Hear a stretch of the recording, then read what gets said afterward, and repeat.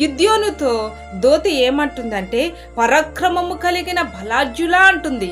ఇదేంటి, గిద్యోనేమో పారిపోతున్నాడు, దాక్కుంటున్నాడు. గిద్యోనికి అంత ధైర్యం ఎక్కడుంది? ఇదేంటి ఈ వచనంలో ఎలాగుంది అంటే, గిద్యోను గురించి చాలా మంచి మాటలు ఇక్కడ ఉంది. 3వ వచనం, మరుగయుండినట్లు గానుగా చాటున. గానుగా అనగా నలగగొట్టబడేది అని అర్థం. అంటే గోధుమనైనా ఏ యొక్క నువ్వులనైనా ఆడేదాన్ని గానుగా ఆడుతున్నారు అన్నప్పుడు దాంట్లో పిండిగా నలగగొట్టబడే స్వభావము. ఈ గానుగా అనే మనస్సు ఇతనికి ఉంది. అంటే నలగగొట్టబడిన స్వభావంలో ఉంది.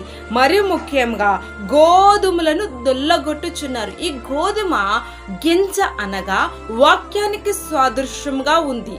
ఇతను నలిగిన హృదయముతో యెహోవా చాటుకి వెళుతూ ఇక హృదయములో గోధుమ అనే వాక్యం అనే గింజను తన హృదయంలో ఉంచుకున్నారు.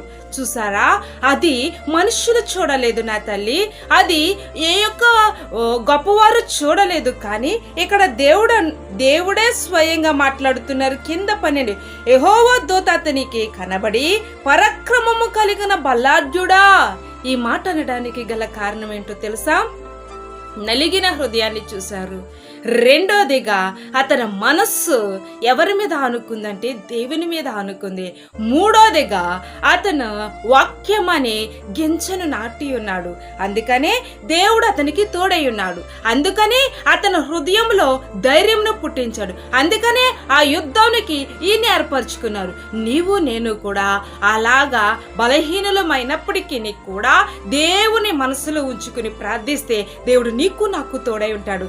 ఎలాగైతే గిద్యోను గారికి తోడై ఉన్నారో నీకు నాకు తోడై ఉండాలంటే మనం కూడా మన హృదయం యేసు చూస్తున్నాడని ఆయనకు స్థానం ఇద్దామా, ఇచ్చి ప్రార్థిద్దామా? సరేనా?